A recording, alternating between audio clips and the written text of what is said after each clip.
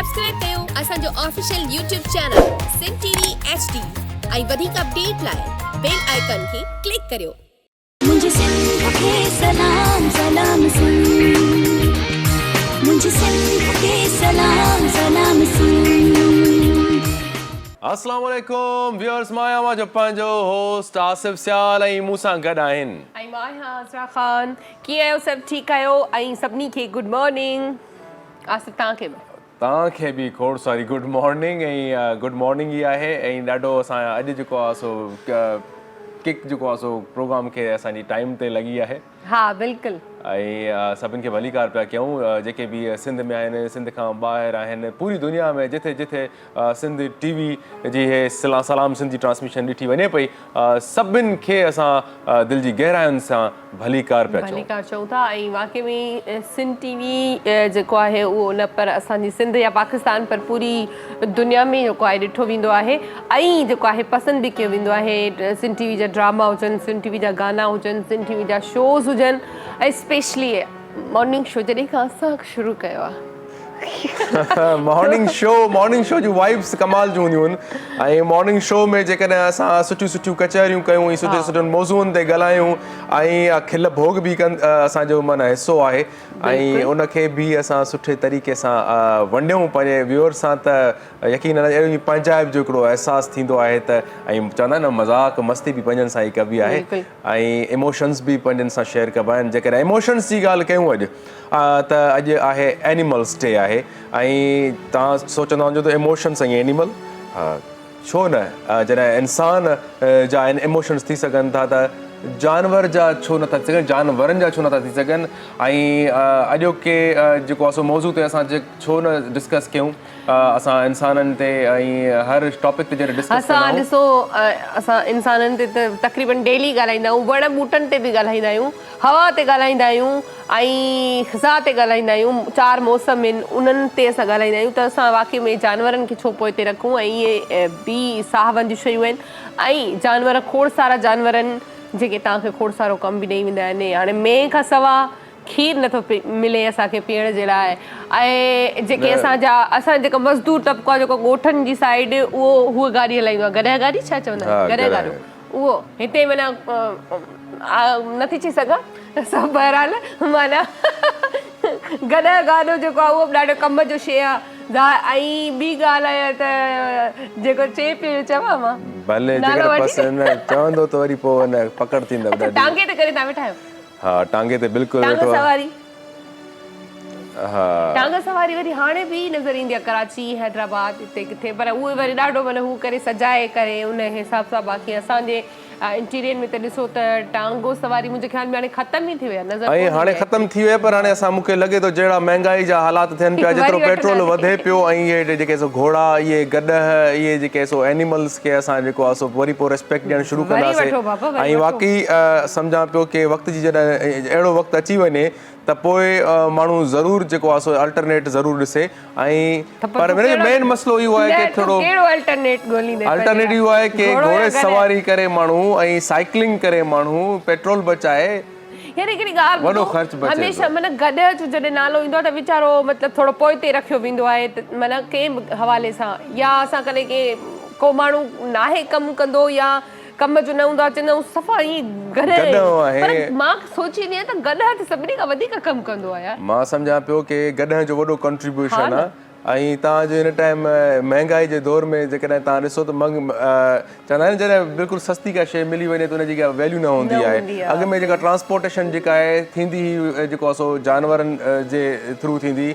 ऐं अॼु बि जेकॾहिं तव्हां ॻोठनि में वेंदो त किथे काफ़ी ॻोठनि में ईअं आहे की तव्हांजे जेकॾहिं शहर खां ॻोठ कोई सामान अचे थो, अन्न जूं ॿोलियूं थी वियूं या घणा सामान ईंदा आहिनि त उते जेको आहे सो ट्रांसपोर्टेशन जेका इहा ई थींदी आहे। हाणे पेट्रोल जीअं महांगो थी वियो आहे त जेके लोडर्स चिंची जेके अची वियूं आहिनि, जेकॾहिं 4-5 लख 6 लख जी चिंची आहे त तव्हांखे ख़बर आहे की गॾह जी प्राइस बि एतिरी आहे। जेकॾहिं तव्हां खच्चर ॾे वेंदो त खच्चर थोरो अञा तव्हांखे अपग्रेडेड मिलंदो। माना मिसाल जी ॻाल्हि जीअं 200cc जेकॾहिं तव्हांजो मोटरसाइकिल आहे त 250 जेकॾहिं तव्हां मूव करण था चाहियो त एनिमल जी चॉइस खच्चर हूंदो हुन टाइम। यस माना जेको आहे खच्चर वारी माना गॾह खां वधीक आहे। हा उहो जेको इहो तव्हां पढ़ियो न आहे त तोखे माना ॾाढो घोड़ो यादि आहे, भई असांजे डायरेक्टर खे घोड़ा ई यादि आहिनि, मिसल चो इहे फार्म खोलींदो, मूंखे लॻे थो त हाणे बसि वठी गाॾियूं खपाए, पंहिंजो फार्म न खोले घोड़नि जो। अच्छा, चवण जो मक़सदु इहो आहे, मज़ाक पंहिंजी जाइ ते, त असांखे जेके एनिमल्स आहिनि, एनिमल्स खे जेको आहे जीअं असां निग्लेक्ट कंदा आहियूं, इग्नोरेंस ॾींदा आहियूं, ऐं मां तव्हांखे एनिमल्स डे आहे त मां हिकिड़ो तव्हांखे ॻाल्हि ॿुधायां हज़रात, इमोशन्स जेके आहिनि, जज़्बात जीअं आहिनि, जीअं असांजा इमोशन्स हूंदा आहिनि, असां ख़ुशि थींदा आहियूं, असां जेकॾहिं रोईंदा आहियूं, जेकॾहिं असां बीमार थींदा आहियूं, असां डिफरेंट कैफ़ियत में हूंदा आहियूं, त सिमिलरली एनिमल्स जेके आहिनि उन्हनि में बि अहसासात हूंदा आहिनि। ऐं कल्ह 3 ॾींहं जो मां तव्हांखे हिकिड़ो बिल्कुलु रियल वाक़ियो पियो ॿुधायां कि मां कुझु मतिलबु स्टफ एस्ट्रे जीअं डॉग्स हूंदा आहिनि या कैट्स हूंदियूं आहिनि, उन्हनि जे लाइ कुझु गोश्त वग़ैरह खणी करे मां थोरो निकितमि, त मां ॻोल्हियां पियो त मां ॾिठो पुछा कई वञे ॿिलियूं जेके आहिनि असां वटि एस्ट्रे डॉग्स जे करे ॿिलियूं घटिजी वियूं हुन असांजी ख़ासि करे कराची में, छो जो कुतो जेको आहे सो सहंदो न आहे ॿिली खे, हुन ते अटैक कंदो आहे या हुनखे मारे छॾींदो आहे। त पोइ मां छा कयो, मां इहो सोचियो कि जेके कुझु ॿिलियुनि जी तइदाद जेकॾहिं घटि थी वई आहे त पोइ छो न मां इन्हनि ॿिलियुनि खे ॻोल्हे करे कुझु मच्छी जेका आहे सो मां उनजो जेको वेस्ट आहे मच्छी जो उहो खणी करे वञा पियो, ॻोल्हियां पियो ॿिलियुनि खे, पंहिंजी सोसाइटी में ॻोल्हियां पियो त मूंखे किथे ॿिली नज़र न आई। पोइ मूंखे एतिरो यादि हो कि हे गार्ड हिते वेहंदा आहिनि एंट्रेंस गेट ते, इते मां हिकु ॿ ॿिली ॾिठी आहे जे मौजूदु आहे, त मां इन खे हिते ॾियां। त पोइ मां गार्ड खां जॾहिं पुछा कयो, मां चयुमि यार डॉग्स त ठीकु आहे, उन्हनि खे सभु कुझु ॾींदो आहे, ॿिलियूं जेके आहिनि रेयर आहिनि हिते बिल्कुलु, उन्हनि खे जेको आहे सो मां ॾियणु थो चाहियां। त हुन चयो त यार हिते अदा जेको आहे सो डॉग्स ऐं कैट्स गॾु वेंदियूं आहिनि। हुनखे मूंखे हिकिड़ी एॾी इंट्रस्टिंग ॻाल्हि ॿुधाई, मां हैरान थी वियुमि जॾहिं इमोशन्स जी ॻाल्हि कई। हुन चयो कि हे हिकिड़ी कुती हिते ईंदी आहे जेका उनखे उनजा बच्चा गुलर मरी विया आहिनि, त उन सां गॾु हिकिड़ी कैट हूंदी आहे जेको उन जो खीरु पीअंदी आहे। ऐं इहो मां हैरान थी वियुमि, मां चयुमि यार माना हे त ॿई हिननि में तज़ाद हूंदो आहे, ॿई विढ़ंदा आहिनि। चए तव्हां चए असांजा रोंगटा खड़ा थी विया जॾहिं असां ॾिठोसीं हिकु कुतीअ खे ऐं ॿिली जेका आहे सो ॿिली जो बच्चो खीरु थो पीए, उनजी ग़िज़ा जो बंदोबस्तु अलाह साईं उन कुते मां कई आहे। त इहो हिकिड़ो वॾो मां सम्झां पियो अलाह ताला जे तरफ़ खां ॾिसो रिज़िक जो बंदोबस्तु, हिकु त इहो सबक़ु असांखे मिले पियो, अलाह साईं किथे हुनखे पंहिंजी माउ खां अलॻि कयो आहे, जेकॾहिं जंहिं उनखे बच्चा हुनजा मरी विया त अलाह साईं जो निज़ाम त ॾिसो कहिड़े तरीक़े सां हुन बच्चे ॿिलीअ खे पाले थो, खीर पीआरे, हिकिड़ी अपोज़िट जेको आहे सो आहे स्पीशी आहे जानवर आहे उन सां। उहो जीअं चयो त न त रोज़ी या रिज़िक जेको आहे उहो असीं पाण ज़िम्मो खयो आहे, पोइ उहो असांजो इंसाननि जो हुजे या पखियुनि जो हुजे या जानवरनि जो हुजे, त वाक़ई में ऐं जानवरनि में बि इलाही अहसासु हूंदो आहे। तव्हां ॾिसो खोड़ सारा वीडियोज़ अहिड़ा तव्हां वायरल वीडियोज़ ॾिठा हूंदा जिन में उज़ाई जे टाइम ते या जेका बकरा ईद ईंदी आहे उन टाइम ते अगरि हू विकिण ईंदा आहिनि त बकरा रोईंदा आहिनि, मेहूं रोईंदियूं आहिनि, बाक़ाइदे बेल जेके वॾा हूंदा आहिनि उहे रोईंदा आहिनि, मतिलबु खोड़ सारा साल ज़ाहिरी ॻाल्हि आहे पंहिंजे मालिक वटि हूंदा आहिनि। वरी जॾहिं विकिण जो टाइम ईंदो आहे त मतिलबु हुननि खे शायदि कुदरती ख़बर पवंदी आहे त असां अलाह जी राह में क़ुर्बान थियण वारा आहियूं, त हुननि जी अखियुनि मां ॻोढ़ा ईंदा आहिनि। ऐं हू बकरे वारी वीडियो त तव्हां ॾिठी हूंदी जेको पंहिंजे मालिक खे बाक़ाइदे भाकुर पाए रोए पियो, बकरो मतिलबु एॾो रोए पियो लिटरली, उहो मुंहिंजे ख़्याल में पूरी दुनिया में वीडियो वायरल थियो। जानवरनि सां जेकॾहिं असां प्यार रखूं, जेकॾहिं असां नंगर पार्क थर जी ॻाल्हि कयूं, बॉर्डर ते जेके हरणियूं ईंदियूं आहिनि हो थर जा माण्हू पंहिंजी हरणियुनि सां एतिरो प्यार कंदा आहिनि, जेके माइरूं जेके आहिनि जिन जा नंढा ॿार हूंदा आहिनि उहे पंहिंजी छाती वारो खीर हरणियुनि खे पीआरींदियूं आहिनि। बिल्कुलु सो इहा हूंदी आहे असल इंसानियत, इहा हूंदी आहे इंसाननि सां प्यार इंसान जेकॾहिं प्यार करे तोखे जानवर सां त यकीनन उनखे पंहिंजो बच्चो करे पाले थो, ॿिली हुजे कुतो हुजे। मां सम्झां थो माण्हू जेको नालो रखंदा आहिनि कुतो आहे छा गॾ आहे छा, मां सम्झां पियो जेकॾहिं इहे माण्हू नाला रखण वारा मां सम्झां पियो की उहे कुता उहे गॾ पोइ उन्हनि खां वधीक जेके उन्हनि खे बिल्कुलु घटि कंदा आहिनि। ऐं उहा ई ॻाल्हि मां कंदसि त जेकॾहिं इंसान खे अहसासु आहे त असां इहे ई कुता ॿिला जानवर ज़ाहिर ॻाल्हि जा नाला इहे ई आहिनि, जेके बि जानवर आहिनि असां उन्हनि सां प्यार करे सघूं था, प्लस में उहे बि असांखे प्यार ॾेई सघंदा। पर जिते इंसानियत न आहे त असां इंसान सां ई नथो करे, इंसान खे बर्दाश्त नथो करे, सो वीचारा कुता ॿिला त जेके आहिनि उहे अॼुकल्ह चवंदा आहिनि कुतो चक पाईंदो मां त हाणे इहो चाहियां थी त माना माण्हुनि खां कुता ड्रिजंदा हूंदा हिन वक़्तु। अच्छा हिकिड़ी ॻाल्हि हिकिड़ो मां पंहिंजो किस्सो तव्हांखे हिकिड़ो तव्हां सां शेयर कंदुमि। हिकिड़ो मां कुतो हिकिड़ो एडॉप्ट कयो बचपन में, एतिरो गुलर खणी आयुमि त ॻोठ में। अच्छा मां तव्हांखे बिल्कुलु हिकिड़ो सबक़ु जानवर बि ॾींदा आहिनि तव्हांखे कॾहिं कॾहिं। मां तव्हांखे उहो पंहिंजो एक्सपीरियंस ॾींदो, वफ़ा जो सबक़ु कीअं त असांखे मिलियो। मां ईअं बसि उनखे खणी आयुमि, तक़रीबन 1.5 साल उनखे पालियो ऐं छा त उन सां मुहबत इश्क़ कयो ऐं जिथे बि हूंदुमि उहो मूंसां कॾो हूंदो हो। जॾहिं मां पंहिंजे जानवरनि कैटल फॉर्म हिकिड़ो नंढिड़ो हिकिड़ो एस्टेब्लिश कयो ॻोठ में, थोरो घणो ज़मीन ते वञा उते मूंसां गॾु हूंदो, छा त उन सां प्यारु हूंदो मुंहिंजो। ऐं मां तव्हांखे ॿुधायां 1.5-2 साल अॻु पोइ जॾहिं वॾो थी वियो उन सां पोइ मूंसां थोरी सेपरेशन जो असांजो टाइम अची वियो ऐं मां कराची मूव करे आयुमि त उनजो नालो मां टाइगर रखियो। अच्छा उहो उनखे मां तव्हांखे ॿुधायां की मां वरी पोइ कराची कंहिं वजह खां वरी पोइ बिज़नेस सॼो ठप करे वरी अची वियुमि कराची वापसि। त पोइ मूंखे इहा बाद में जॾहिं तक़रीबन 4-5 महीना थी विया मां ॻोठ वियुमि त मूंखे इहा ख़बर पई त उनखे कुते खे बेदर्दी सां ॿियनि कुतनि ज़ख़्मी कयो आहे। ऐं पोइ मूंखे घर में न पिया ॿुधाइनि त माना हे जेको आहे सो तुंहिंजी अटैचमेंट मथां पोइ उनखे घर फैमिली मेंबर्स में छा कयो, ॿोरीअ में विझी करे ज़ंजीर विधियलु जेसि त बाबा चरियो थी वेंदो, खाई छॾींदो ऐं कंहिंखे मारे छॾींदो, न कीड़ा बीड़ा पइजी विया। उनखे गाॾी में विझी करे तक़रीबन मोरो खां दौलतपुर तक़रीबन पोइ वञी करे उते ॿोरी छॾे ॾिनऊंसि। अच्छा मां ॿियो मूंखे उन थर्ड डे ते 3 ॾींहं गुज़री विया। मां जॾहिं ॻोठ पुगमि त मां पुछो कयो मुंहिंजो टाइगर किथे आहे। उन्हनि चयो यार टाइगर तोखे ॿुधायूं कोन पिया त असां टाइगर सां हे सीन थी वियो। त उन टाइम पल घड़ी मूंखे थोरो रोइणु अची वियो। मां चयुमि यार मूंखे मुंहिंजो माना एतिरो माना हिनखे छॾे आया, मरी वियो हूंदो। चए मरी वियो हूंदो यकीननि। तव्हां यकीन कंदो सेकेंड डे जॾहिं ॿियो ॾींहुं थियो ऐं मुंहिंजी कैफ़ियत इहा आई, थोरी देरि जा इमोशन्स हुया, मां उनखे विसारणु शुरू करे ॾिनो। जीअं मां उनखे विसारणु शुरू करणु ॾिनो सिजु लही वियो। सिजु लथे मां ॾिसां त उहो कीड़नि सां भरियलु हो जानवर। उहो 3 ॾींहं ट्रेवल करे ऐं जेको आहे सो मुंहिंजे पेरनि ते अची पियो। पोइ उन टाइम मूंखे हिकिड़ो सबक़ु जेको ज़िंदगी में मिलियो, चवंदा आहिनि न वफ़ादार कुतो हूंदो आहे, त मां पंहिंजे हिसाब सां मूंखे एज़ अ इंसान मूंखे शर्मसारी थी त मां हिकिड़ो इंसान थी करे मां हुन सां मुहबत मां बि कई, पर मूं में हिकिड़ो बेवफ़ाई वारो अंसर थी वियो त मां थोरो जेको आहे एहसास खां मर थियमि उनखे विसारियां। पर कुते मूंसां वफ़ादारी कई। उहे तव्हां मोरे वारा उहे वफ़ादार कोन आहियो। हा एग्ज़ैक्टली।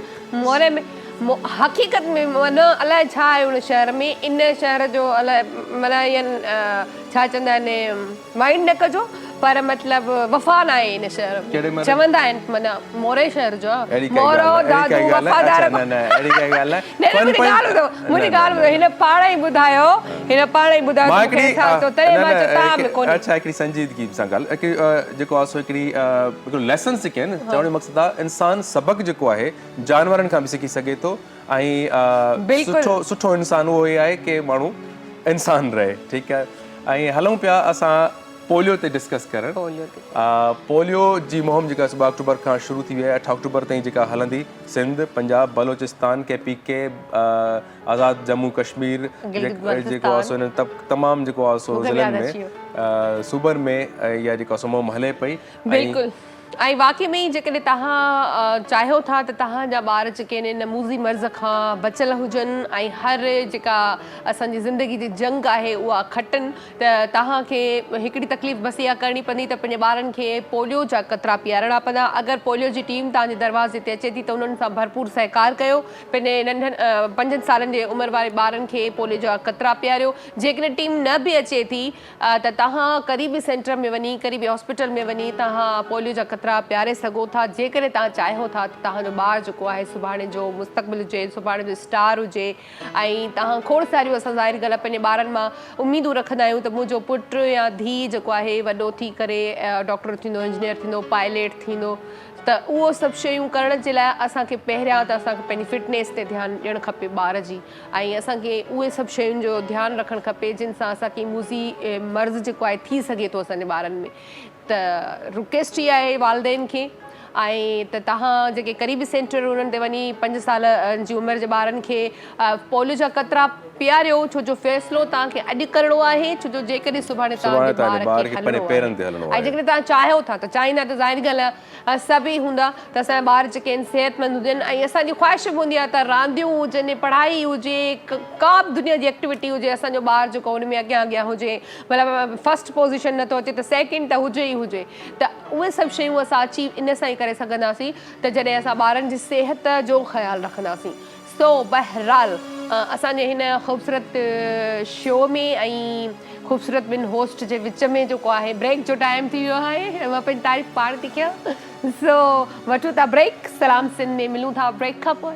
मुझे सिंध के सलाम सलाम सुन, मुझे सिंध के सलाम सलाम सुन। भलीकार हिकु दफ़ो ॿीहर अवां सभिनि दोस्तनि खे ॾिसंदड़नि खे सिंध में या जेके बि पाकिस्तान में या जेके परॾे में जेके बि असांजे हिन सुबुह जी ट्रांसमिशन खे ॾिसी रहिया आहिनि सभिनि खे असां ख़ुशि आमदीद भलीकार पिया चऊं। ऐं जीअं त अॼु असां डिस्कस कईसीं की एनिमल डे आहे, जीअं असां हर डे सेलिब्रेट कंदा आहियूं, हर तरह जो डे सेलिब्रेट कंदा आहियूं, त तीअं अॼु जॾहिं एनिमल डे आहे त पोइ तव्हां पंहिंजे इर्द गिर्द जेके बि हिन हिकिड़ा त हूंदा आहिनि पेट्स हूंदा आहिनि जंहिंखे चवंदा आहियूं असां पालतू जानवर जेके हूंदा आहिनि, उन्हनि जी बि केयर त तव्हां कंदा ई कंदा आहियो, ज़ाहिर ॻाल्हि आहे घर में आहिनि, पर जेकर तव्हां हिकिड़ा एडॉप्ट करणु वञो पिया न्यू मतिलबु पेट खे कंहिंखे एडॉप्ट कयो पिया, पंहिंजे घर में आणो पिया, त उनखे एज़ अ फैमिली वांगुरु उनखे प्लेस ॾियो ऐं उन्हनि सां मुहबत कयो। ऐं उनखां अलावा जेके तव्हां एस्ट्रे जेको आहे सो एनिमल्स ॾिसो पिया त उन्हनि सां बिल्कुलु बि नफ़रत न कयो, ऐं जेको आहे सो उन्हनि सां बि जेको आहे सो अटैचमेंट रखो। बहरहाल ख़ुशि रहो। असां खोड़ सारियूं शयूं जेके इन्वेस्ट करे छॾींदा आहियूं त इहे असांजा जानवर ई हूंदा आहिनि जेके असांजे घरनि जे आसपास जेको कुता ॿिला जेके आहिनि पखी उहे असांखे नज़र ईंदा आहिनि त असांखे उन्हनि खे उहे ॾियणु खपनि। सो बहरहाल इहे त असांजी असांजा अवेयरनेस जो कोई बि डे हूंदो आहे त उनखे असां सेलिब्रेट कंदा आहियूं इन हिसाब सां की उन जे बारे में असां ॻाल्हायूं। सो उहा ॻाल्हि ॿोल थी, कचहरी थी। हाणे जेको आहे सो असां जॾहिं ब्रेक खां पोइ अची वियासीं त असांजा कुझु महिमान आहिनि। हाणे असां जेकॾहिं कचहरी स्टार्ट कंदासीं त कुझु हूंदी असांजी मेंटल हेल्थ जे बारे में, कुझु हूंदी आहे समाजी जेको आहे सो फलाह बहबूद जे लाइ जेका कचहरी थींदी उन जे लाइ बि हूंदी आहे, कुझु जेको आहे सो मुल्की हालातुनि ते असां डिस्कस कंदासीं। सो पहिरियां जेको सो असां हलूं पिया पंहिंजे महिमाननि जी तारुफ़ जी तरफ़। असांजे लेफ्ट खां जेको फर्स्ट गेस्ट असांजियूं आहिनि नीना सिद्दीकी, साइकोलॉजिस्ट हैं आप और उसके अलावा मेंटल हेल्थ एडवोकेसी आप करती हैं। सो नीना, हम आपको अपने प्रोग्राम में वेलकम करते हैं। Thank U. उन खां पोइ असां सां गॾु आहिनि नासिर रियाज़ साहब, उहे बि सोशल एक्टिविस्ट आहिनि। असां सां पहिरियां बि उन्हनि जी कचहरी थी चुकी आहे ऐं तमामु सुठो जेको आहे सो उन्हनि जो नज़र हूंदी आहे मुल्की हालात ते ऐं सिस्टम ते, ऐं उन्हनि सां बि असां जेको आहे सो कचहरी कंदासीं। ऐं थर्ड ते असां वटि हिकिड़ा नौजवान हिकिड़ा सोशल एक्टिविस्ट आहिनि जिन्हनि जेको आहे सो सिंध यूनिवर्सिटी मां मास्टर्स कई आहे क्रिमिनोलॉजी मां, ऐं उनखां अलावा हिकिड़ा हूंदा आहिनि की कुझु डिग्रीज़ हासिलु करे पोइ उहे कुझु सोचींदा आहिनि की मुल्क जे हिसाब सां या सोसाइटी जे हिसाब सां कुझु बहितर कमु कयूं। पर मसरूर पीरज़ादा जी मां जेकॾहिं ॻाल्हि कयां की हिन यूनिवर्सिटी में पढ़ाई जे दौरान ई समाजी एक्टिविटीज़ पंहिंजूं सरअंजाम ॾिनियूं आहिनि ऐं स्टिल उहे ॾियनि पिया ऐं माण्हुनि जी भलाई जे लाइ कमु कनि पिया। ऐं मतिलबु इहो हिकिड़ो मां सम्झां पियो की पंहिंजे लाइ त हर को जीअंदो आहे, पर जेकॾहिं तव्हां आम माण्हुनि जे लाइ ॿियनि जे लाइ जियो त उहा मां सम्झो असल ज़िंदगी आहे हूंदी आहे। सो मसरूर सां बि असां खोड़ सारी कचहरी कंदासीं। मसरूर, तव्हांखे भलीकार पिया कयो। Thank U. पंहिंजे हिन शो में उन खां पोइ जेको आहे सो असां वटि गुलूकार आहिनि गोस बख़्श, मौजूदु आहिनि असां सां। गोस बख़्श त सुठो गुलूकार आहे ऐं सुठी आवाज़ जो मालिक आहे। उस्ताद बादल राही असांजा मोस्ट सीनियर जेके आहिनि उस्ताद उहे वेठा आहिनि कीबोर्ड ते। ऐं जेकॾहिं असां उन्हनि खां अॻिते ॾिसूं त सिंधी टोपी सां गॾु मोहम्मद अली वेठो आहे, नाले मिठो, उन्हनि खे बि असां भलीकार पिया कयूं। सो हलूं था कचहरी जी तरफ़। बिल्कुलु। नीना सां कचहरी कयो। नीना, आप जो है साइकोलॉजिस्ट हैं और मेंटल हेल्थ एडवोकेसी पे काम कर रही हैं, तो क्या आपके गोल्स हैं? क्या आप किस चीज़ पे आजकल मतलब एक्टिवली काम कर रही हैं? मेरा मकसद यहाँ पर आने का ये है कि अभी जो है वो 10 अक्टूबर को मेंटल हेल्थ अवेयरनेस डे है। तो वर्ल्ड मेंटल हेल्थ डे है। तो उसके बारे में मैं बात करना चाहती हूँ, इसलिए कि एडवोकेसी करती हूँ। मैंने ट्रेनिंग ली हुई है एक इंटरनेशनल एनजीओ से एडवोकेसी की, तो उसमें मेरा प्लेज है कि मैं अपनी कम्युनिटी और अपनी सोसाइटी में इस चीज़ की अवेयरनेस क्रिएट करूँगी, डिस्टिग्मेटाइज़ करूँगी। जो मेंटल हेल्थ पे बात नहीं की जाती है, इसको कैसा, इसका परसेप्शन जो है वो कितना ख़राब है, कि वो सब जो है वो लोगों में उसकी आगाही क्रिएट करना, माशरे में मेरे आसपास जो लोग हैं। तो अभी भी मैं एक जो है वो एनजीओ के साथ काम कर रही हूँ इंटरनेशनल। उनकी जो है वो अफ़गानिस्तान में जो बेस्ड हैं, उनकी एम्प्लॉइज़, उनकी काउंसलिंग करती हूँ मैं। और वर्ल्ड मेंटल हेल्थ डे जो है वो इसकी थीम इस दफ़ा ये है कि mental health is a human right. तो जैसे कि यूएन ने ह्यूमन राइट्स आउटलाइन करें, तो right to live, freedom of expression, right from freedom from slavery, SDGs में हाँ। ये फॉल करता है, मतलब mental health sustainable development goals में भी ये गोल आता है। I don't know about carry on. That, but ये कि मैं ये आउटलाइन कर रही हूँ कि जो इंसान के बुनियादी हुकूक हैं, जो सारी दुनिया में तस्लीम किए गए हैं और अक़वाम मुत्तहिदा ने आउटलाइन किया है, तो उसमें एक ये है कि हमारी राइट है इमोशनल सेफ्टी की भी, कि हमें कोई फ़िज़िकल अब्यूज़ और इमोशनल अब्यूज़ या तशद्दुद, किसी तरीके का भी जिस्मानी या जहनी, उससे हमें सेफ्टी मिले। Right. तो ये हमारा राइट है। अगर हमें इस तरह का अब्यूज़ फेस किया जा रहा है, तो हम जाके जो है वो कंसर्न अथॉरिटीज़ को बता सकते हैं कि दिस इज़ माय राइट, कि मैं इमोशनली सेफ़ फील करूं। मुझे मेरे आसपास ऐसे जो है वो कंडीशंस ना हो कि जो मुझे मेंटल हेल्थ इश्यूज़ की तरफ ले जाएं, इतने स्ट्रेसफुल ना हो कि मैं डिप्रेशन की तरफ चला जाऊं या एंग्जाइटी की तरफ चला जाऊं, या जो भी मेंटल हेल्थ इश्यूज़ जो होते हैं वो आगे इससे ज़्यादा भी बढ़ते हैं। तो बहुत सारी चीज़ें हैं बात करने को। तो अच्छा, आपने जैसे मेंटल हेल्थ इश्यूज़ की बात की कि हमारे आसपास या हम जहाँ काम कर रहे हैं या घर में हमारे इर्द गिर्द ऐसी चीज़ें ना हो हमारे साथ, तो आपने जाहिर सी बात है आपने पढ़ा है या आप काम भी कर रहे हैं, तो ऐसे कितने केसेस हैं जो आपके सामने आए हैं और किस तरह के? हाँ, किस तरह के? देखिए, ज़्यादातर जब मैं हॉस्पिटल में काम किया है, जब मैंने या इदारों में काम किया है, तो उसमें डिप्रेशन, एंग्जाइटी बहुत ज़्यादा है।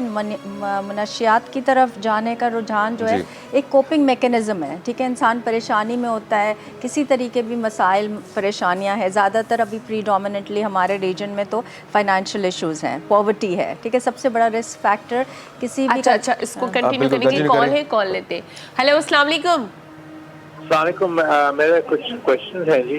मैंने ये पूछना है, ये जो है ये जो खातून जो बैठी हुई है, इसी साइकियाट्रिस्ट और साइकोलॉजिस्ट, और मैंने कुछ क्वेश्चंस पूछने हैं इनसे जी। जी, क्या पूछना चाह रहे हैं? आवाज़ कम आ रही है, मैं इनसे पूछना चाह रहा हूँ कि ये जो डिप्रेशन जो होता है, ये ट्रीटमेंट क्या होता है? मेडिसिन से होता है या रिपीट करना होता है थेरेपी से? हाँ, अब आ गया।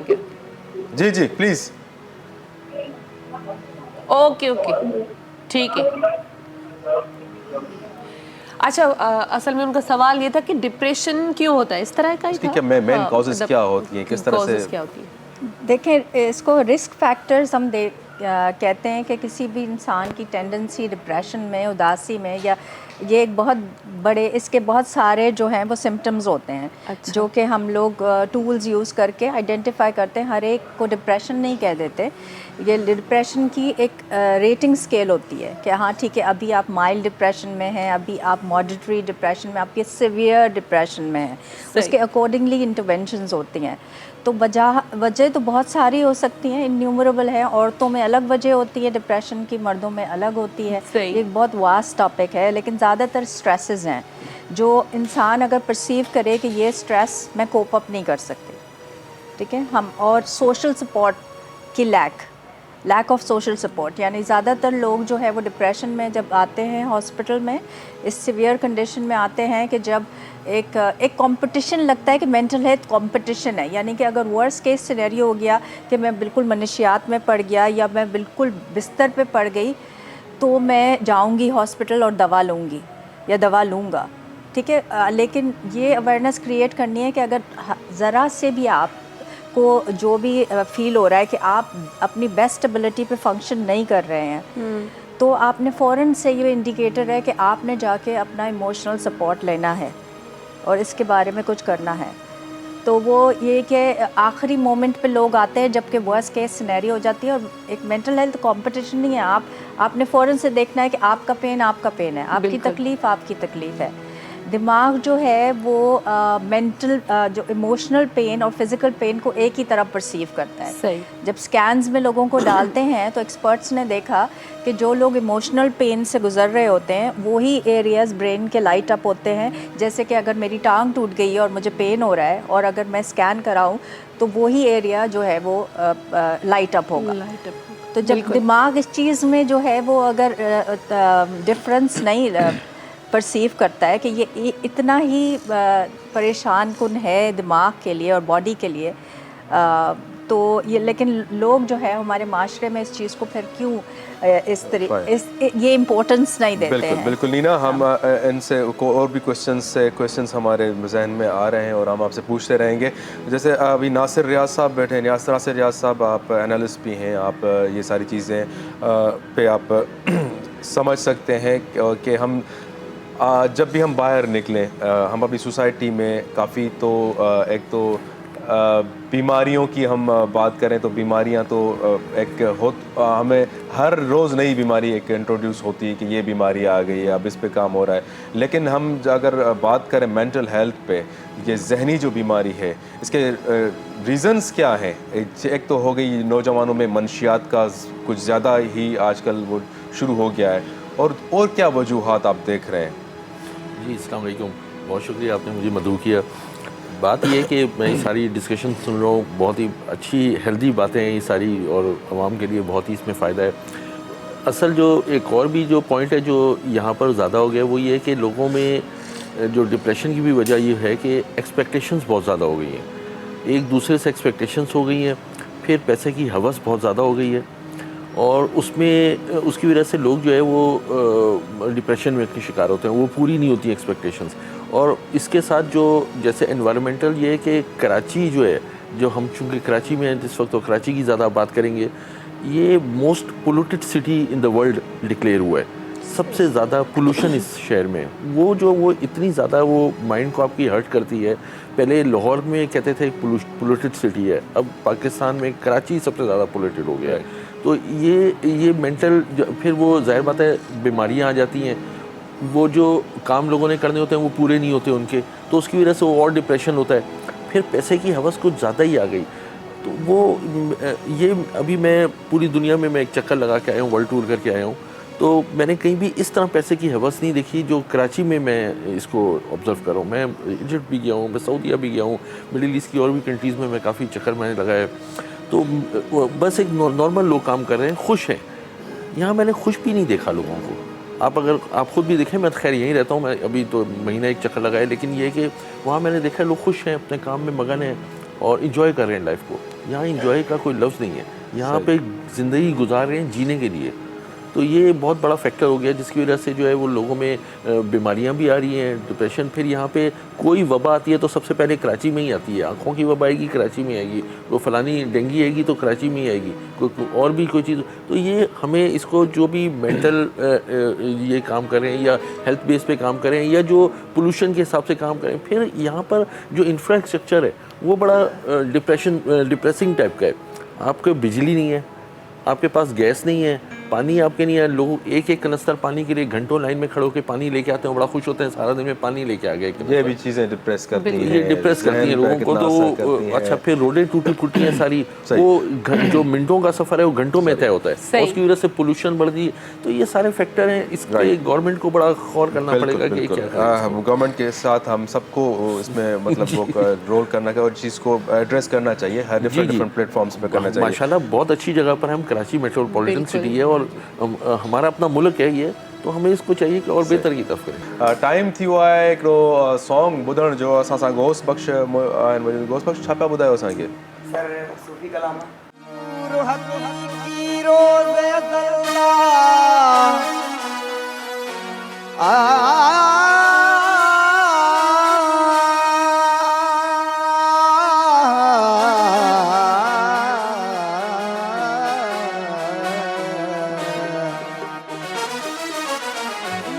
हकीकी रोज़ ज़ल्दा सैयद ने सिराया कदम कुरेश ते सरवरदा हजरत मीरान उठाया कुल दुनिया ते कदम तहीदा फाइक में फरमाया होया मौजूद दरवाह रखल दा जह नाल नसीब रलाया मजो मरण में आगे जियर को मरी तद से मजो मरण में आगे जियर को मरी तद से इस मसदम कमाए अंदर कड़ी तद से इस मसदम कमाए अंदर कड़ी तद से मजो मरण में आगे जियर को मरी तद से मजो मरण में आगे जियर को मरी तद से इस मसदम कमाए अंदर कड़ी तद से इस मसदम कमाए अंदर कड़ी तद से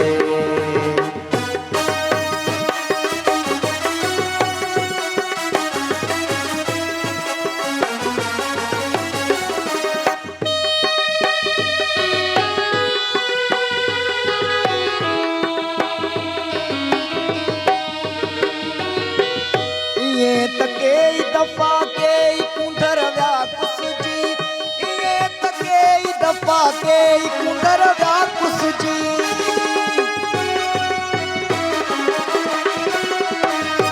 ये तके दफा के कुंदर व्याकुस जी ये तके दफा के कुंदर व्याकुस जी ये तके दफा के कुंदर व्याकुस जी तेराए रब मोहब्बत में को मरी तद से तेराए रब मोहब्बत में को मरी तद से मजो मरण में आगे मजो मरण में आगे जियर को मरी तद से इस मसदम कमाए अंदर कड़ी तद से इस मसदम कमाए अंदर कड़ी तद से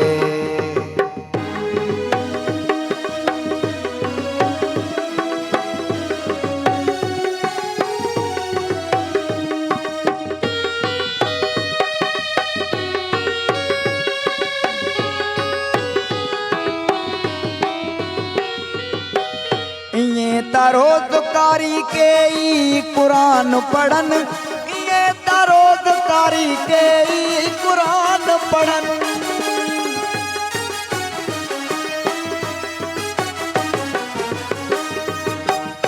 ये रोजगारी के कुरान पढ़न ये रोजगारी के कुरान पढ़न ये रोजगारी के कुरान पढ़न नेज़े जिनोकत कुरान को पढ़ी तद से नेज़े जिनोकत कुरान को पढ़ी तद से मजो मरण में आगे मजो मरण में आगे जियर को मरी तद से इस मसदम कमाए अंदर कड़ी तद से इस मसदम कमाए अंदर कड़ी तद से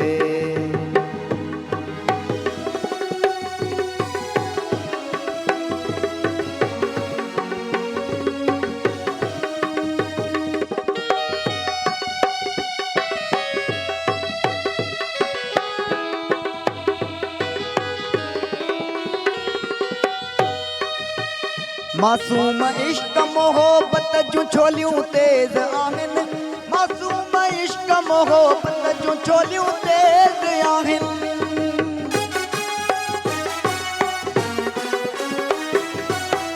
नाहे वांद वजूद के मानी त्यागी नमाज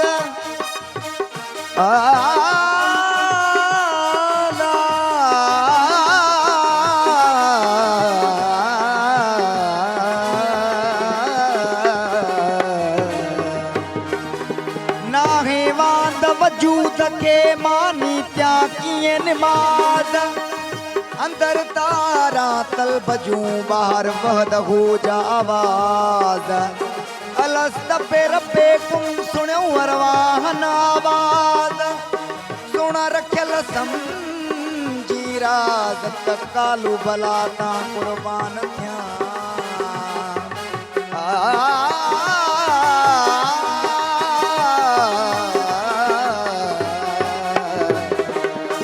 मासूम इश्क मोहब्बत जो छोलियूं तेज आंगन मासूम इश्क मोहब्बत जो छोलियूं तेज आंगन मासूम इश्क मोहब्बत जो छोलियूं तेज आंगन मन्या मर्द जंहिंखे सोया तरी तॾिसे मन्या मर्द तंहिंखे जेको तरी तॾिसे मज़ो मरण में आहे जीअर को मरी तॾिसे इसम सदम कमाए अंदर कड़ी तॾिसे इसम सदम कमाए अंदर कड़ी तॾिसे मज़ो मरण में आहे मज़ो मरण में आहे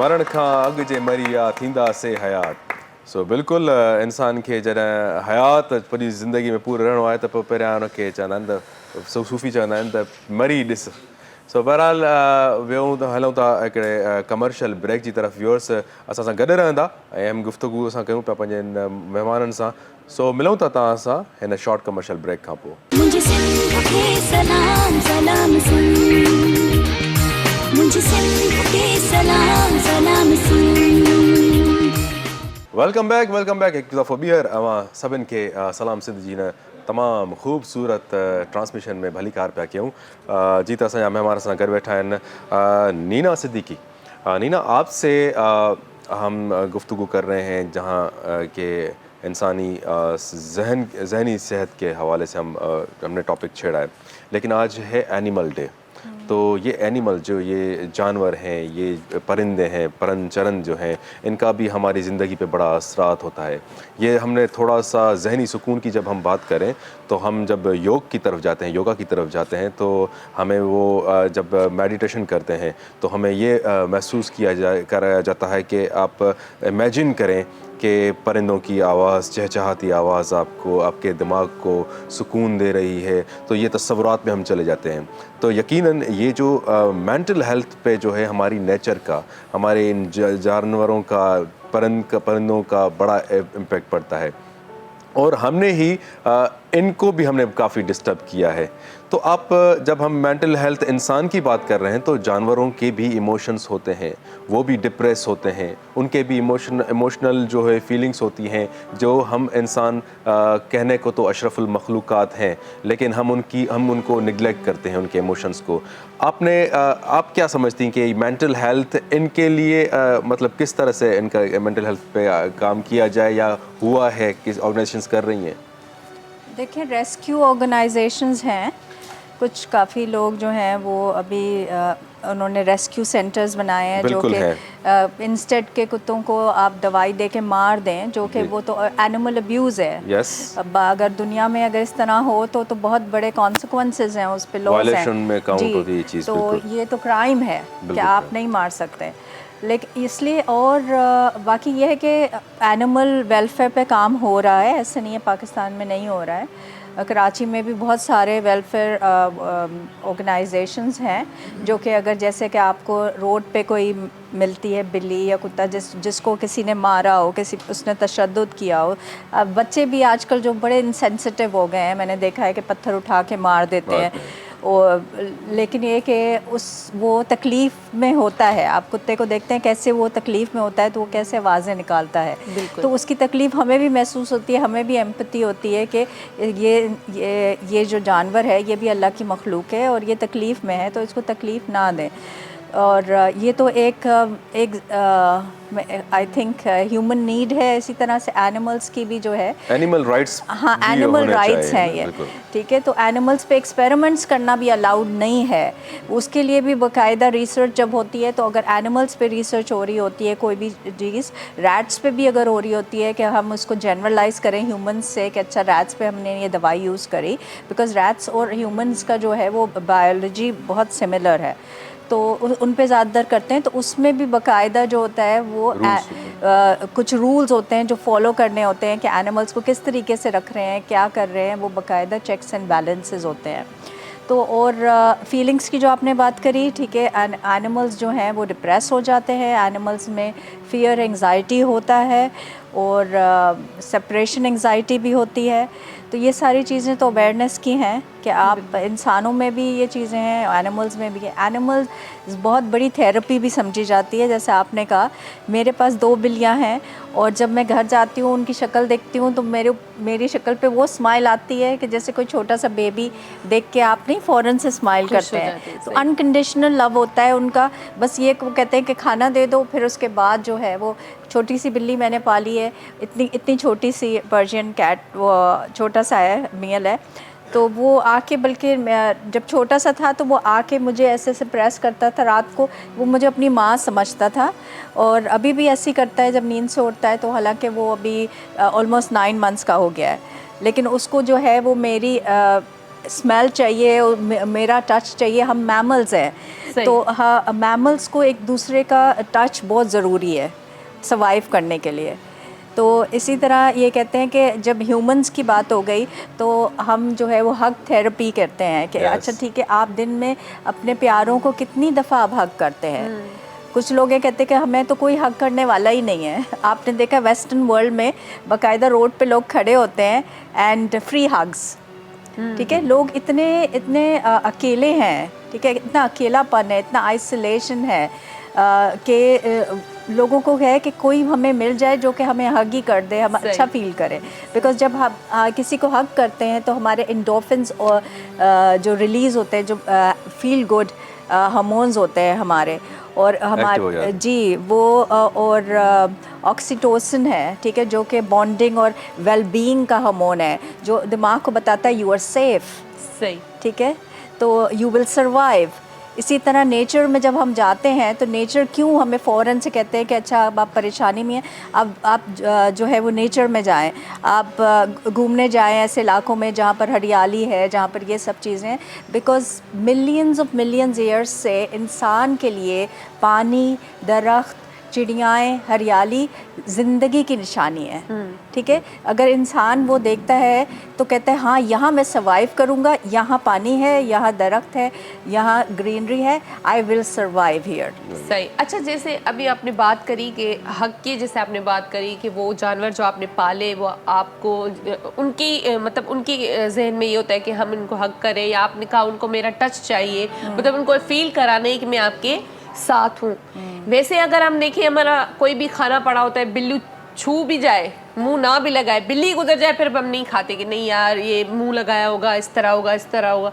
जो लोग पालते हैं इनको, जैसे आपने पाली हुई है, तो ये पूछना चाहूँगी कि आप फिर उनके साथ कितना अटैच, से मुराद कितना अटैच है, और उनकी जाहिर सी बात है वो जानवर हैं, हम इंसान हैं, तो वो उनकी थोड़ी बहुत जो चीज़ें होती हैं उनसे ख्याल भी रखना चाहिए। उनके जैसे इंसानों में हम बीमारियों से बचने के लिए वैक्सीनेशन करवाते हैं, तो जानवरों में भी है। तो इस तरह कैसे आप उनका ख्याल रखते हैं कि आप उनसे बचे उस हिसाब से और वो आपसे, मतलब जर्म्स तो होते हैं ना जी, जर्म्स के लिए यही है कि उनकी ग्रूमिंग करनी पड़ती है।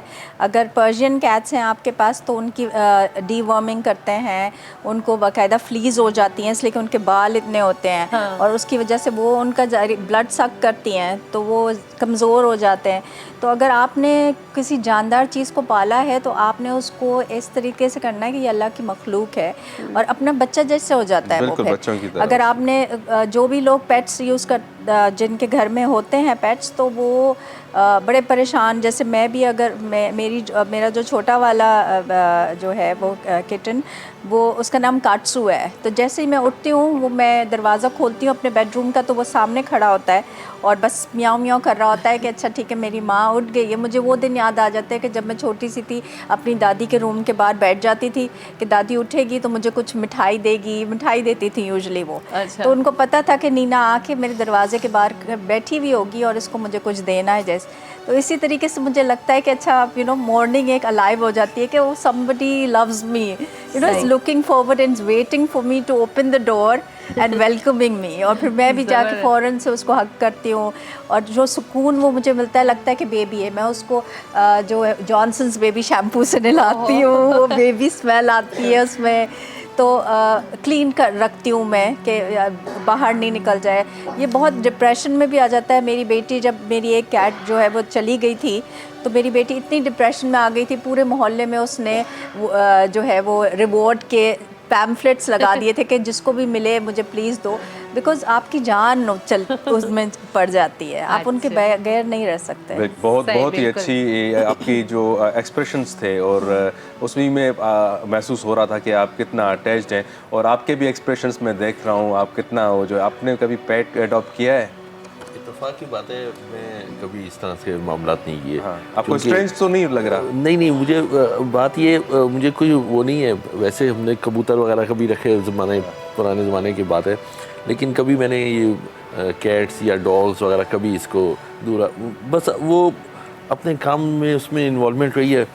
दूसरी चीज़ ये है कि चूँकि मैं साइंस को थोड़ा सा इसको देखता रहता हूँ, एक मैंने रिसेंटली एक मूवी वो देखी थी, यूट्यूब पे आ जाती है एकदम से, तो वो जो कैट होती है ना, उसका जो स्लाइवा होता है उसमें बैक्टीरिया जो ह्यूमन को हर्ट करते हैं वो नहीं है, वो फिर बेहतर है कैट।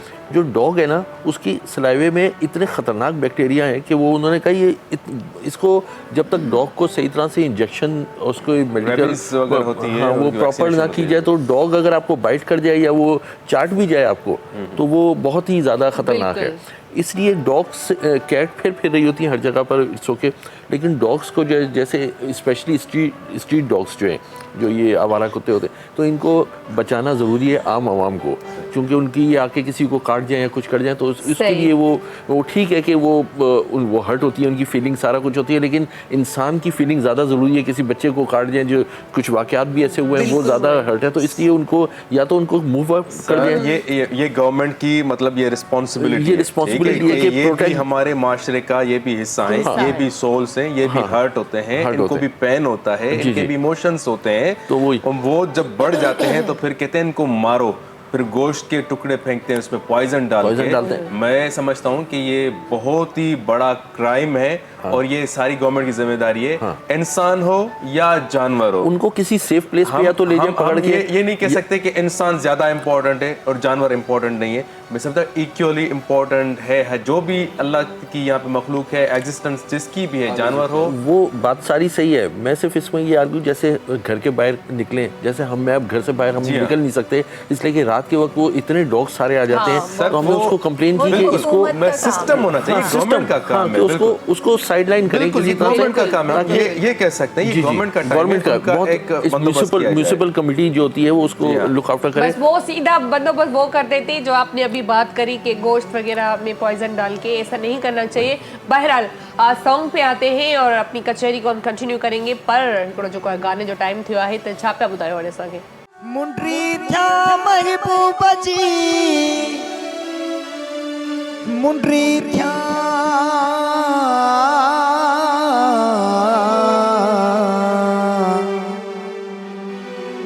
मुंडी थिया महबूब जी, हथ में पई हुजां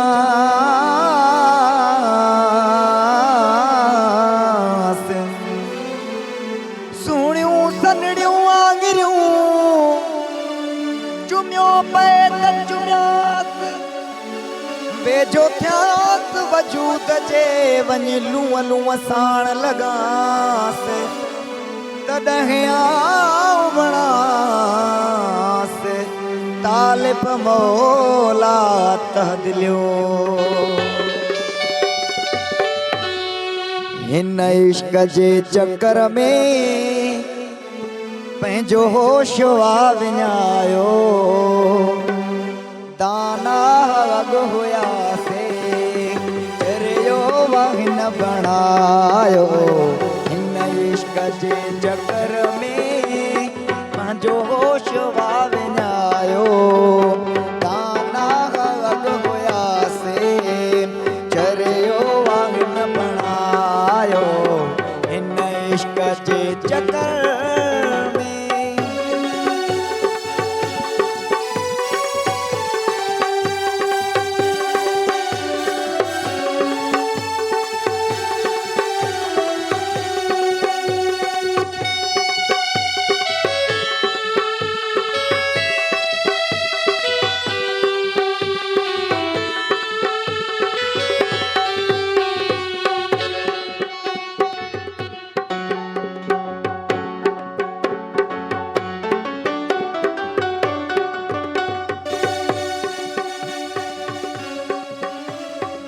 हर टाइम बस रहा थो दीदार जे फिक्र में कमकार याद ना है सरकार जे फिक्र में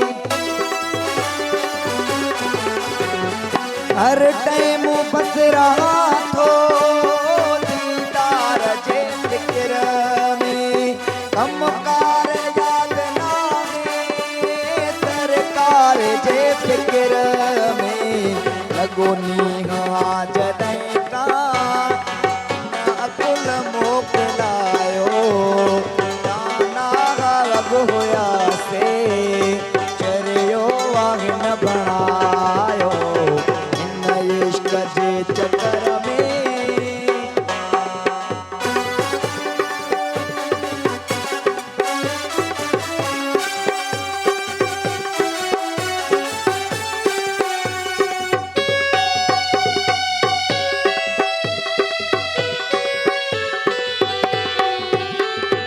नुक़सान फ़ाइदे जी का सोच हाणे नाहे पंहिंजे तपस्या हिन में तसवर उन्ही जो आहे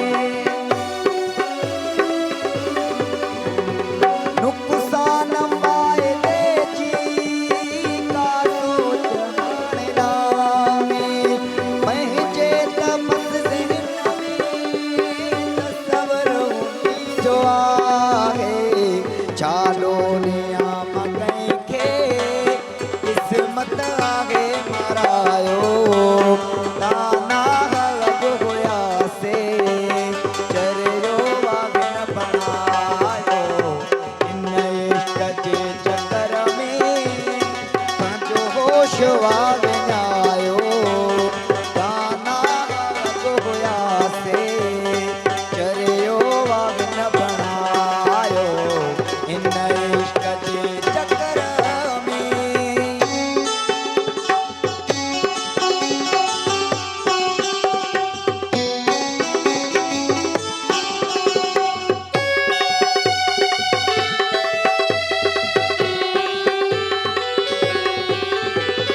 वठंदा से सलामूं चरियो से अॼु चवनि था अॻु कीअं हुए तूं मगसी हाणे कीअं पुछनि था वठंदा से सलामूं चरियो से अॼु चवनि था अॻु कीअं हुए तूं मगसी हाणे कीअं पुछनि था हिन इश्क खे काथे माशूक आहे पुॼायो दाना लॻ हुयासे चरियो वाहिन बणायो हिन इश्क जे चकर में पंहिंजो होश वाविञायो दाना लॻ हुयासे चरियो वाहिन बणायो हिन इश्क जे चकर में इन इश्कर में पवंदो त ईअं ई थींदो न इन खां पहिरियां जो इश्क जे चकर में पऊं ब्रेक था वठूं सो सलाम सिंधी ब्रेक जो टाइम थियो आहे ब्रेक ते हलंदासीं ऐं ब्रेक खां पोइ वरी ॻाल्हायूं मुझे सिंध के सलाम सलाम सुन मुझे सिंध के सलाम सलाम सुन वेलकम बैक जी हिकु दफ़ो ॿीहर तव्हां सभिनी खे भली कार कयूं था सलाम सिंध में ऐं ख़ूबसूरत कचहरी बि हले पई ऐं मसरूर पीरज़ादा बि असां सां गॾु आहे त उन्हनि सां बि कचहरी कंदासीं ऐं एनिमल्स जी ॻाल्हि हले पई जानवरनि जी ॻाल्हि हले पई छो जो अॼु उन्हनि जो ॾींहुं आहे न त उन्हनि जे नाले ई कजे उन्हनि खां पुछंदासीं हिननि जो एक्सपीरियंस छा आहे जानवरनि जे हवाले सां तव्हां कॾहिं पालिया जानवर या जानवरनि सां केतिरो लगाव या प्यार रखो था केतिरा दिलचस्पी आहे जानवरनि में आहे हालांकि जानवर पालिया न आहिनि बल्कि जानवर सां मोहबत आहे मोहबत आहे हा ज़बरदस्त छो जो काइनात जे मालिक नबी करीम सल्लल्लाहु अलैहि वसल्लम जन बि जानवरनि सां प्यार कयो आहे बिल्कुलु जीअं ॿिली आहे केट आहे उन ते बि रहमत जा हथ वसाया बिल्कुलु बिल्कुलु माना जानवरनि सां प्यार करणु उन में माना कुतो थी वियो ॿिली थी वई XYZ जीअं घर में जेको आहे सो माल आहे ऐं जेकी बकरी आहे उहा त चवंदा त माना हिकिड़ी बरकत आहे बिल्कुलु जेको बकरी आहे जेको घर में जेको पाले थो उन जे घर में रहमतूं आहिनि। अच्छा बिल्कुल बरकत रिज़्क़ में बरकत थिए थी कारोबार जे हिसाब सां बि नबी सल्लम चयो आहे मालवंत कि जे बकरी घर में। पालियो मालवंत। इंटीरियर सिंध में तव्हां ॾिसंदव तव्हां हैदराबाद कराची खां अलावा ॿी जेकी सखर खैरपुर वेंदे घोटकी ताईं माण्हू माशाल्लाह मालून जेके माण्हू आहिनि तक़रीबन इन्हनि पंहिंजा माली वसाइल पंहिंजा घर पंहिंजूं ओताकूं जेके हलाइनि पिया इन माल जे रिज़्क़ जे ज़रिए पिया हलाइनि। सही बिल्कुलु। वरी बाक़ी जेको माण्हू आहे माण्हू जा ॿ क़िस्म आहिनि हिकिड़ो आहे सोशल ॿियो आहे एनिमल सोशल। माण्हू कमु करे जीए त ॿियनि दोस्तनि लाइ जीए कमु करे एनिमल सोशल थी करे कमु करे जीअं हिकिड़ी इंग्लिश में कहावत आहे त it is common phenomenon they we need two hands to clap the same rule is applied for the relationship of teachers and student. ताड़ी हिकु हथ सां न बल्कि ॿिनि हथ सां वॼंदी आहे। शागिर्द ऐं उस्ताद जो जेको मिलाप आहे उहो गॾु हलंदो अचे रहंदो अचे। जीअं हाणे यूनिवर्सिटियूं आहिनि असांजा काफ़ी स्टूडेंट आहिनि उन्हनि वीचारनि जा असां डिबेट कंदा आहियूं शेख अयाज़ में काफ़ी मिनिस्टर्स ईंदा आहिनि उन्हनि सां तक़रीरूं कंदा आहियूं त भई चवंदा ऐं चवंदा हुआ शहीद बेनज़ीर भुट्टो तव्हां में थो ॾिसां न्याणियूं हूंदियूं हेॾां शहीद भुट्टो थो ॾिसां साईं GM सैद थो ॾिसां उन्हनि जा हौसला हिमत सां वधाईंदा आहियूं त उहो वॾी वधीक माना हमेशह लाइ जेको नौजवान आहे न ख़्वाब ख़्यालात मथे रखे। माना जेकी ख़्वाहिशूं हुजनि न हाणे ही बिलांगेट डिस्ट्रिक्ट घोटकी इस्लाम खान महर ख़ानदान जो चशम चराग असांजो दोस्त आहे भाउ आहे उहो चवंदा पीर साहिबु मां तव्हांखे हिकु ॾींहुं हिन मुल्क जो वज़ीर आज़म पाकिस्तान थी ॾेखारींदुसि। मुंहिंजी ख़्वाहिश आहे ऐं वज़ीर आज़म थींदुसि वज़ीर आज़म थी करे सिंध ऐं पूरे मुल्क चई सूबनि जी ख़िदमत कंदुसि। इंशाल्लाह चए थो मुंहिंजी तवक्कल आहे बिल्कुल अल्लाह अल्लाह जे रसूल ते तवक्कल आहे। ॾिसणु खपनि जीअं चयो वियो आहे कि shoot for the moon even if U miss it U will land among stars. हाँ सो ख्वाब वॾा ॾिसणु खपनि ऐं ख़्वाहिशात वॾियूं हुजनि बुलंद हुजनि हौसला हिमत तरक़ी अलाह इज़ाद जे थी जीअं महर साहिबु चयो त इंशाल्लाह वज़ीर आज़म थी करे मुल्क ऐं क़ौम जी ख़िदमत कंदुसि ऐं हिकु ॾींहुं तव्हांखे थी ॾेखारींदुसि छो जो मुंहिंजी अल्लाह ऐं अल्लाह जे रसूल ते तवक्कल भले थिए तव्हां बि कुझु कयो पाण बि कुझु थियो मौजी त ख़्वाहिश आहे चीफ मिनिस्टर थिया मूंखे त माण्हू यूनिवर्सिटीअ में दोस्त यार अॻे ई चवंदा भई तव्हां CM लॻा पिया ॿिए खे करण खां बहितर माण्हू पाण बि कोशिशि करे बिल्कुलु ॿियनि जा ख़्वाब तव्हां न ॾिसो तव्हां पंहिंजा ख़्वाब करे वेठो आहे ऐं उहे बि ख्वाब वाक़ई में ॾिसणु खपनि ऐं सुठा ख्वाब ॾिसणु खपनि ऐं ख्वाबनि जा उहे पैसा बि न लॻंदा। तव्हां ॾिसो ख्वाब में ॾिसो तव्हां वज़ीर आज़म आहियो चीफ मिनिस्टर या उन खां अॻियां निकिरी चुका आहियो मतिलबु ख्वाबनि कॾहिं बि सच थी सघनि था ऐं हिकु नियत ते डिपेंड आहे ॿियो वरी कुन जी ज़रूरत हूंदी आहे जॾहिं कुन थी वेंदो त बिल्कुल असां जेको नीना बहुत ही इम्पोर्टेंट एनिमल डे के हवाले से एक तो आप बहुत अच्छे तरीके से इस टॉपिक को एड्रेस कर रही हैं। हमने सोचा कुछ और था लेकिन जब आपने ये जो इमोशंस आपके मैंने देखे आपने पेट्स जब टच किया तो मैंने कहा कि नहीं ये चीज़ को आप सही तरीके से इसको एड्रेस करेंगे। एस्ट्रोडॉग्स ठीक है उस पर भी हम आते हैं लेकिन ये जो जू कल्चर है हमारे पास हमने अपने बच्चों को खुश करने की खातिर हमने इनको कैद कर दिया है। ये एक क्राइम भी है हम जानते हैं इसका यकीनन कोई कानून होगा या बनना चाहिए ठीक है। एक तो हम एंटरटेनमेंट बना लिया उनको कैद करके ये जो आज़ाद ये नेचर में जो रहने वाले ये जंगलों के बादशाह जो हैं ये जो खूबसूरती जंगलात की हैं हमने इनको एक सदर के गार्डन में जहाँ पे इंसान भी सांस लेता है तो वो बीमार हो जाता है हमने इन जानवरों को जाके जू हाउस में पिंजरों में बेदर्दी से बंद कर दिया है। रिसेंटली आपने वो एलिफेंट जो देखी वो किस तरह से बेदर्दी से मर रही थी और ये कैसा लगता है आपको ये कब ख़त्म होगा इसको ख़त्म होना चाहिए या इसको वाकई में हमें जो है ऐसे ही रखना चाहिए जानवरों को? देखिए सबसे अच्छी बात तो ये है कि आप लोग इस टॉपिक पे बात कर रहे हैं। फर्स्ट स्टेज यही होता है कि कोई चीज़ में चेंज लाना है तो सबसे पहले उसके बारे में बात करना शुरू करें कि दिस इज़ रॉन्ग ये ख़त्म होना चाहिए ठीक है। तो वो इसके लिए एक्टिविज़म करना ठीक है। जो लोग इस चीज़ को बहुत ज़्यादा फ़ील करते हैं कि ये अल्लाह की मखलूक है और हमें इसकी जवाबदेही करनी पड़ेगी अगर आपने उनके साथ ज़्यादती करी है। पूरी दुनिया में ज़ू कल्चर ख़त्म हो गया है इन द सेंस के सफारीज़ बन गए हैं। अब मैं सिंगापुर गई थी अपने बच्चों को लेके तो वहाँ पर जैसे कि नेचर वॉक होती है आपको गाड़ी में बिठाते हैं और पूरा जंगल होता है वो गाड़ी प्रोटेक्टेड होती है। फिर आप जो वहाँ पर जो है जिराफ्स भी घूम रहे हैं, ज़ेब्रास भी घूम रहे हैं, वहाँ लायंस भी घूम रहे हैं, मंकीज़ भी, हर मखलूक घूम रही है, लेकिन जंगल में है जहाँ खुदा ने उनकी जगह बनाई है, वहाँ पर हैं, वो खुश हैं।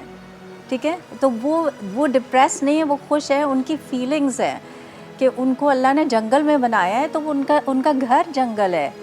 तो वो उनके घर से आप किसी को निकाल के आप किसी पिंजरे में डाल दें, मतलब इंसान भी पिंजरे में होता है, तो आइसोलेशन कहते हैं कि सबसे extreme form of punishment is solitary confinement इंसान के लिए भी। अगर इंसान को मारना है, ख़त्म करना है, तो उसको अलग कर दो, बिल्कुल लोगों से अलग कर दो, आसपास के इन्वायरमेंट से अलग कर दो, बंद कर दो।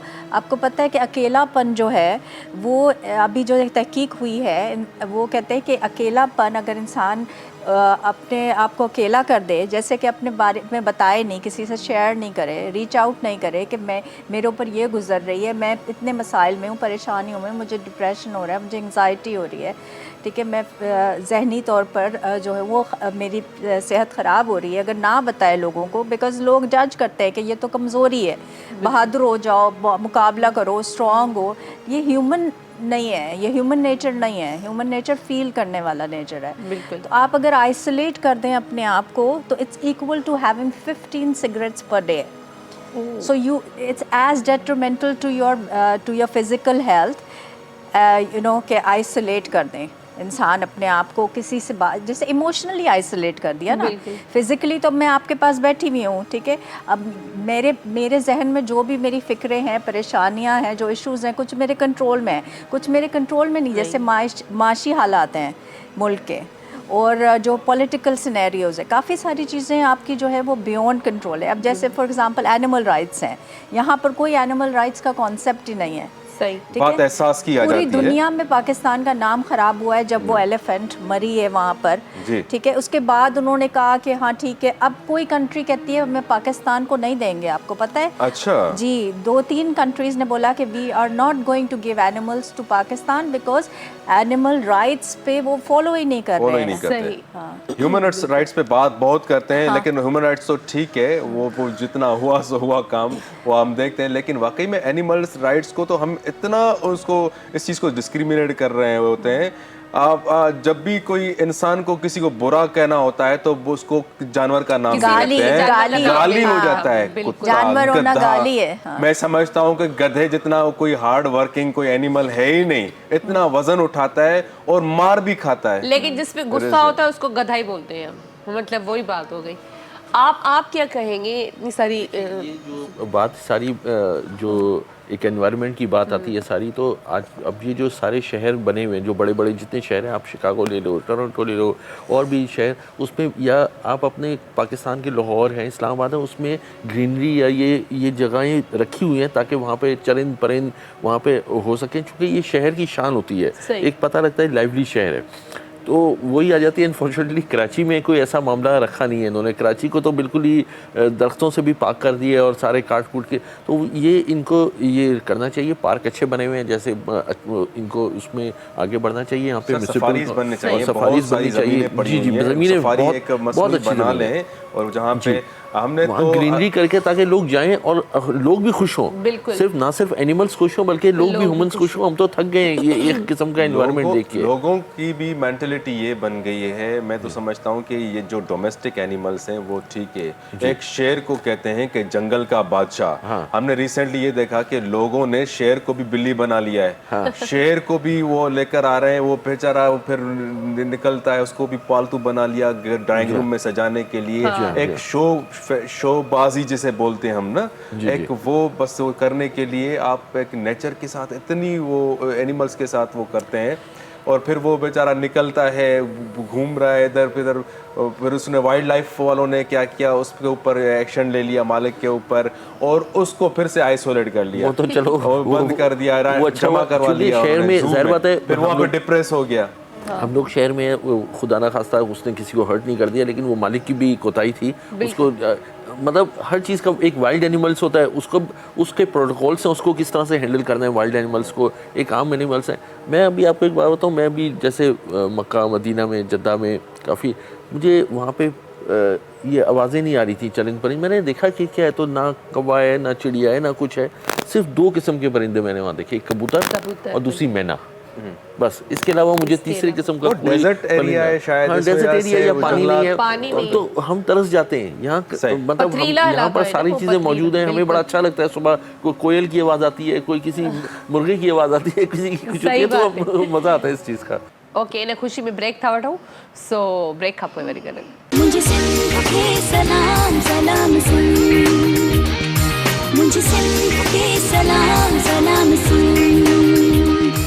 वेलकम बैक जी। हिकु दफ़ो ॿीहर तव्हां सभिनी खे भली कार कयूं था। ऐं असांजी ख़ूबसूरत कचहरी भले पई, ऐं गॾो गॾु एनिमल्स डे आहे, पर जेका असांजी अहम मुहिम हले थी पोलियो जे हिसाब सां 2 अक्टूबर खां जेका शुरू थी आहे, 8 अक्टूबर ताईं रहंदी असांजे मुख़्तलिफ़ शहरनि में, असांजे 4 सूबनि में। इन में पंजाब आहे, सरहद आहे, गिलगित बल्तिस्तान आहे, असांजो सिंध आहे, उन खां अलावा जेको ॿियो असां ॿिया असांजा नंढा वॾा शहर आहिनि, हर शहर में बल्कि पूरे पाकिस्तान में पोलियो मुहिम शुरू थी चुकी आहे 2 अक्टूबर खां 8 अक्टूबर ताईं। त को बि ॿार असांजो रहिजी न वञे प्लीज़। इहे सभिनी वालदेन खे जेको आहे रिक्वेस्ट आहे, त जेकॾहिं पोलियो जी टीम तव्हांजे दरवाज़े ते पहुचे थी त ठीकु आहे, अदरवाइज़ तव्हां पंहिंजे क़रीबी सेंटर में वञी, हॉस्पिटल में वञी करे तव्हां पंहिंजे ॿारनि खे, 5 साल जी उमिरि जे ॿारनि खे पोलियो जा क़तरा पीआरियो। जेकॾहिं तव्हां चाहियो था त तव्हांजो ॿारु जेको आहे सेहतमंद हुजे या ज़िंदगी जी हर जंग जेका आहे उहा खटे, त उन खां जेको आहे उहो अचीवमेंट हासिल करण जे लाइ असांखे मुज़ी मर्ज़नि खां पंहिंजे ॿारनि खे जेको आहे बचाइणु खपे। बिल्कुलु व्यूअर्स जेके तव्हां बिल्कुलु इन शइ खे यकीन कयो, संजीदा वठो, छो जो हिकिड़ी पोलियो जेको आहे हिकिड़ी माज़ूरी आहे। अहिड़ी माज़ूर जेको इंसानु हूंदो आहे न, तव्हां पंहिंजे अराउंड कॾहिं बि तव्हां एक्सपीरियंस कयो हुजे, मां ज़ाती तौर ते इहो ॾिठो आहे। माज़ूरी हिकिड़ो अहिड़ो ऐब आहे जेको इंसान खे मोहताज बणाए सघे थो। अलाह साईं कंहिंखे बि इहो ऐब न ॾिए। त इन शइ खे बिल्कुलु संजीदगी सां वठो, ऐं जेकॾहिं पोलियो जी टीम तव्हांजे दरवाज़े ते अचे पई, उन सां भरपूर ताउन कयो ऐं उन्हनि खे फैसिलिटेट कयो, न सिर्फ़ु पंहिंजे ॿारनि खे, पर इर्द गिर्द ॾिसो पिया जेके बि जिन्हनि वटि न पुगी आहे पोलियो जी टीम, उन्हनि खे उन्हनि ताईं रसाई ॾियो। ऐं जीअं तव्हांजो पाड़े जो ॿारु जेको आहे पोलियो जे क़तरनि पीअण खां महरूम न थिए। जेकॾहिं ॾिसो, फ़ैसिलो करिणो आहे, फ़ैसिलो अॼु करिणो आहे, जेकॾहिं तव्हांजे ॿार खे सुभाणे पंहिंजे पेरनि ते हलणो आहे। बिल्कुल। पोलियो की मुहिम जो है स्टार्ट हुई है, आप क्या मैसेज देना चाहेंगी, पब्लिक अवेयरनेस मैसेज लोगों को पोलियो के हिसाब से? हाँ, बेसिकली तो यही है कि पूरी वर्ल्ड में इरेडिकेट हो गया। आई थिंक पाकिस्तान में ही अब रह गया है, अफगानिस्तान में भी खत्म हो गया। पाकिस्तान से मैं अभी कुछ है कैसेस। अच्छा, पाकिस्तान में ही ये पोलियो जो है वो अब ख़त्म होके ही नहीं दे रहा है, बार बार जो है वो, इसलिए कि गवर्नमेंट को प्रेशर भी बहुत है वर्ल्ड हेल्थ ऑर्गेनाइजेशन से भी कि अब दुनिया में सब जगह, जब इंडिया में ख़त्म हो गया तो पाकिस्तान में क्यों नहीं ख़त्म हो रहा है। तो बहुत सारे आई थिंक वो मिसकंसेप्शंस हैं, लोगों के दिमाग में गलत फहमियाँ हैं जो इसके इर्द गिर्द के पोलियो नहीं कर, हालांकि अवेयरनेस गवर्नमेंट अपने लेवल पे कर रही है, लेकिन यही है कि चैनल्स भी इस चीज़ के बारे में बात करें और लोगों को, आम आदमी तक ये बात जाए कि ये जो है वो एक हैंडीकैप आपका बच्चा हो जाएगा, तो आप जो है वो इसको सीरियस ले लें। और ये कोई मजाक नहीं है, बल्कि ये हर ह्यूमन का राइट है ये भी, कि आप उसको फिजिकली हेल्दी रखना आपकी राइट है। जी नासिर साहब, पोलियो का बहुत ही इम्पोर्टेंट मैसेज मैं ये दे रहा हूँ कि अगर ये जो लास्ट ईयर बहुत ज़्यादा हो गया था इसमें, अभी इन्होंने फिर काफ़ी कंट्रोल किया है, उसकी वजह से पाकिस्तान की ट्रैवलिंग जो थी पाकिस्तानियों की बाहर के मुल्कों में, वो डिनाई कर दिया था उन्होंने कि पाकिस्तानी ट्रैवल भी नहीं करेंगे। तो ये हमारे लिए बहुत ख़तरनाक चीज़ है कि हम आइसोलेट हो जाते हैं। इवन जो लास्ट ईयर जब ये सऊदीया वगैरह गया तो उन्होंने कतरे भी पिलाए, को हर पैसेंजर को कतरे पिलाए, इस दफ़ा नहीं पिलाए। इसका मतलब है कि हम बेहतर पोजीशन पे आ गए, और ये बहुत ज़रूरी है। अगर हमने दुनिया के साथ रहना है तो दुनिया के प्रोटोकॉल्स पे ही चलना पड़ेगा, ये नहीं हम अपने कोई कानून नहीं बना सकते उसमें। तो पोलियो वैसे भी ज़रूरी है कि ये आगे जाके जनरेशन ख़राब हो जाती है बंदे की, ये तो बहुत ज़रूरी है कि मेडिकेशन इसकी टाइमली मैनर पे होनी चाहिए। जी, ऐं इहो चवंदुसि त पोलियो भॼायो, ॿार बचायो, नौजवाननि जो जेको नंढनि ॿारनि जो जेको मुस्तक़बिल आहे उनखे बचाइनि। अलाह माफ़ी, जीअं साईं जन चयो त माज़ूरी हिकु वॾो ऐब आहे। इन ते वधि में जेके बि आहिनि दुनिया जा, असांजे मुल्क जा, सूबे सिंध जा जेके बि आहिनि, उन ते वालदेन पेरेंट्स ख़्यालु कनि, ध्यानु ॾियनि। ऐं नौजवाननि जे लाइ त माउ पीउ जो चयो मुंहिंजे, सदा दम में तंजे रहिजे, नित उस्ताद खे मान ॾिजे, जीअं हू चए ईअं चइजे। जेको बि हिन नसीहत ते हलंदो मिट माइट दोस्त यार सभिनी खे वणंदो। ज़बरदस्त ज़बरदस्त, वॾी महिरबानी वॾी महिरबानी। ऐं टाइम बि बिल्कुलु ख़तम थी चुको आहे असांजे प्रोग्राम जो, त तव्हां आप तीनों का बहुत शुक्रिया आप आए, ऐं नेक्स्ट टाइम इंशाल्लाह फिर मिलेंगे। हिकु दफ़ो ॿीहर तव्हां सभिनी जी वॾी महिरबानी ऐं असांजी पूरी टीम जी महिरबानी, छो जो त उअं ई त तव्हां सभु गॾु हूंदा आहियो आहे, महिरबानी फ्री में थी चवां।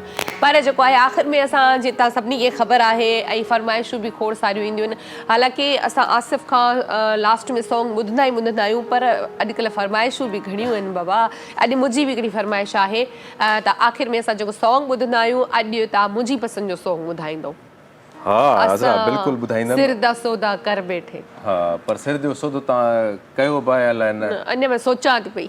हाँ, सिर जो सौदो ॾाढो ॾुखियो हूंदो, चवण सोलो हूंदो आहे, ठीकु आहे न? हाँ। नाल सजण तेने लगियां दिलियां, नाल रांझुओ तेने लगियां दिलियां, हो इश्क दा कलमा पढ़ बैठे, असां सिर दा सौदा कर बैठे, असां सिर दा सौदा कर बैठे। नाल सजण तेने लगियां दिलियां, नाल माहियो तेने लगियां दिलियां, हो इश्क दा कलमा पढ़ बैठे, असां सिर दा सौदा कर बैठे, असां सिर दा सौदा कर बैठे।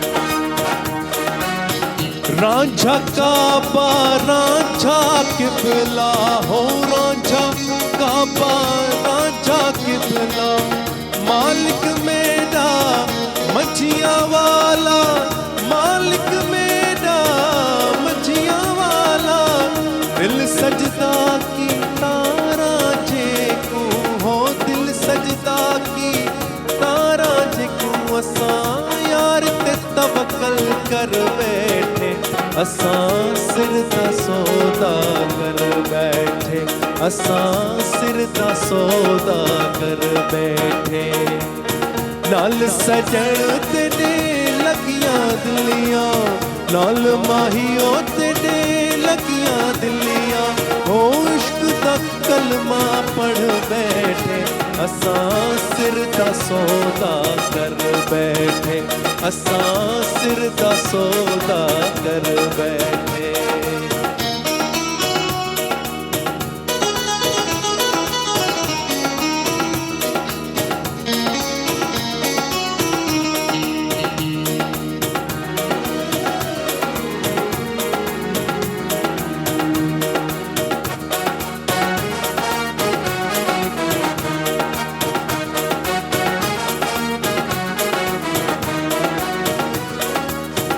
लिखिया जीवे किस्मत कीता, हो लिखिया जीवे किस्मत कीता, प्याला इश्क दा भर कर पीता, प्याला इश्क दा भर कर पीता, रंग लगाया रांझण में को, हो रंग लगाया रांझण में को, असां तुर्क तुरा बलि धर बैठे, असां सिर दा सौदा कर बैठे, असां सिर दा सौदा कर बैठे।